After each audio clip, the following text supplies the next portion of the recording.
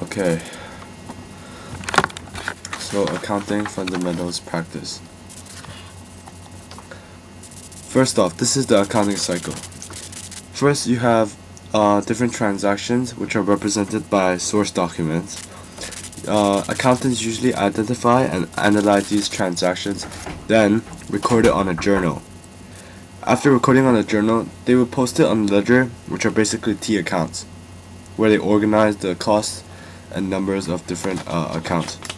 Then later on, you put these numbers into a first trial balance. After doing so, make any adjustments needed, such as different errors or mistakes, and then make another adjusted trial balance. After doing so, make a separate balance sheet as the financial statement.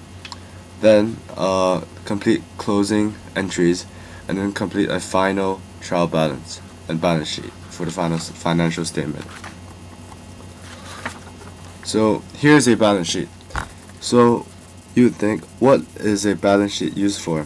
So balance sheet is used for first organizing different accounts of a company. Here you can see that there are many different headings, such as assets, liabilities. There's usually owner's equity, which here is stockholders' equity, and then sometimes some balance sheets you would also have revenue and drawings, such as the 3-column balance sheets.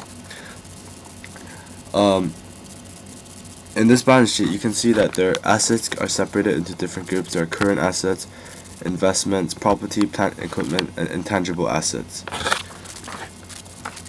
Otherwise, balance sheet is also used to show the company's economic position wherever they are. And here you can see that there's a balancing equation, and it is assets equals to liabilities plus owner's equity. As you can see on the bottom page, it says total assets $770,000 is equal to the right side total liabilities plus stockholders' equity $770,000. So the revenue recognition convention. This is basically a gap, and it says that the revenue must be recorded in the balance sheet at the time the transaction was completed. This means that the amount of revenue must be recorded once the transaction has been completed. This gap is very similar to the matching principle, as the accounts has to be recorded in the same time period of the transaction. So here are some sample transactions that are recorded onto a accounting journal on the next slide. So as you can see here, January 4th, a tax service to Miss Cho Yu, $200 on account. So if it's a tax service, you're usually raising the revenue by crediting the revenue, right? And as you can see, it says on account. Therefore, you would debit the accounts receivable from Miss Cho Yu and credit revenue. And then you would write down a little note here. It says perform tax service. So next transaction. The company received the Hong Kong electric bill for $100 to be paid by January 20th. So if you have a bill, it means the expense goes up, right? So when expense goes up, it usually is debit. And since you're not paying the bill now, you're paying it by the end of January 20th, it'll be on account. So then you are debiting the electricity expense, and then crediting accounts payable, whichever electricity company. And write a small note as well. Here, January 8th, collected $200 from Miss Cho Yu to pay for her amount owing. So basically, you're paying for what Miss Cho Yu paid for what she owed in January 4th, which was $200. Therefore, debiting bank and crediting accounts receivable Miss Cho Yu. So last transaction, you have Mr. Lee paid amount owing to Hong Kong Electric. Therefore, that means that Mr. Lee has paid off the debt that he has owed Hong Kong Electric, which means he would have to pay for it, which means crediting bank, and then debiting the accounts payable electricity company, Hong Kong Electricity. So here is a sample journal that we have to interpret many transactions that could have happened with the transaction here. So first one, it debited bank 50, and then also accounts receivable 150, and then revenue 200. So here you could say that performed the service for Kevin Wong, but paid 50 in cash and then paid 150 on account. That's why you have multiple compound transaction. On March 5th, the accounts payable for Hong Kong Water debited 200 and bank 200.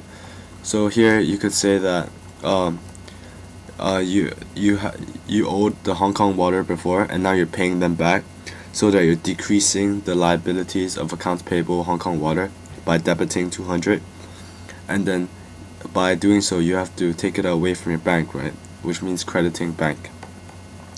So March 9, G Lee Drawings 300 debit, and then revenue 300. So here you could say whenever its revenue goes up, you can say there's a service being performed, but instead of the money going into the company, it went to the owner instead, directly to the owner's drawing. So perform service for 300 cash. However, the money went to the owner himself rather than the company. So last transaction is bank debit 200 and credit fees earned 200. Here you could say another one where you performed a service for $200 and it just went paid in cash. Perform service for 200 cash. So here is a accounting journal, and there are some mistakes in it.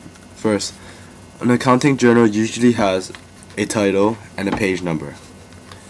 And as you can see, there are no dates in the second transaction.